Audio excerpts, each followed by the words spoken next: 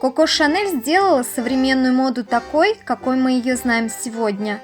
Именно ей девушки обязаны своей почти безграничной свободой выбирать свой стиль и носить то, в чем не только красиво, но и комфортно. Ее новаторские идеи, в которых отразились противоречивые на первый взгляд идеи элегантности и свободы, в свое время перевернули модный мир. Твидовый костюм.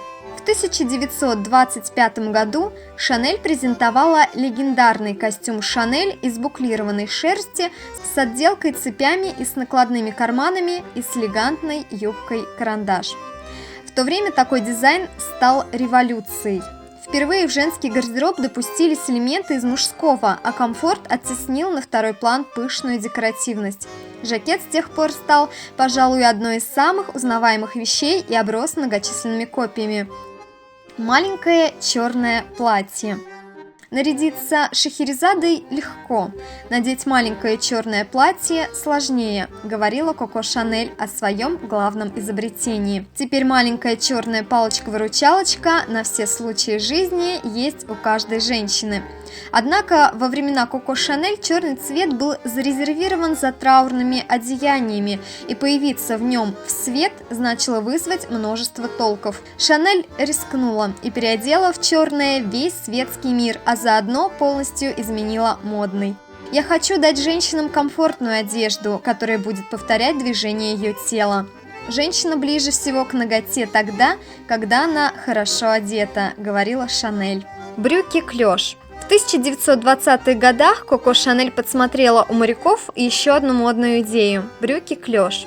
Они-то и стали прообразом ее нового творения – широких женских брюк, получивших название «брюки для яхты» или «парусные штаны». Шанель первой примерила их, выйдя на прогулку по побережью французского курорта. Вскоре с ее легкой руки девушки сменили надоевшие корсеты и юбки на брюки, которые прежде считались элементом мужского гардероба. Тельняшка. Мадемуазель Шанель так вдохновилась полосатой униформой французских моряков, что в 1917 году выпустила свою морскую коллекцию одежды. Таким образом, тельняшки превратились в модный элемент одежды и стали символом буржуазного очарования французской ривьеры. Пик их популярности пришелся на 1930-е годы, однако одежда в монохромную полоску не менее актуальна и по сей день. Сумка на длинной цепочке. До того, как Шанель ввела в моду сумки на длинной цепочке, женщины носили нюхательные соли, блокнотики для записок и пудры, либо в объемных карманах, запрятанных глубоко в складки пышных юбок, либо в редикюлях, которые нужно было держать в руках, как сегодняшние клатчи. Но с отказом от викторианских платьев и появлением более содержательных способов занять руки возникла потребность в сумочке, которую можно было бы просто повесить на плечо. Подсмотрев длинную цепочку с пронизанной сквозь нее лентой в армейской униформе, Шанель создала легендарную Шанель 255. Туфли с контрастным мысом. Говорят, что Шанель считала ступни самой непривлекательной частью женского тела, поэтому создание какой-нибудь уловки, решающей это досадное, с ее точки зрения, недоразумение, было всего лишь делом времени.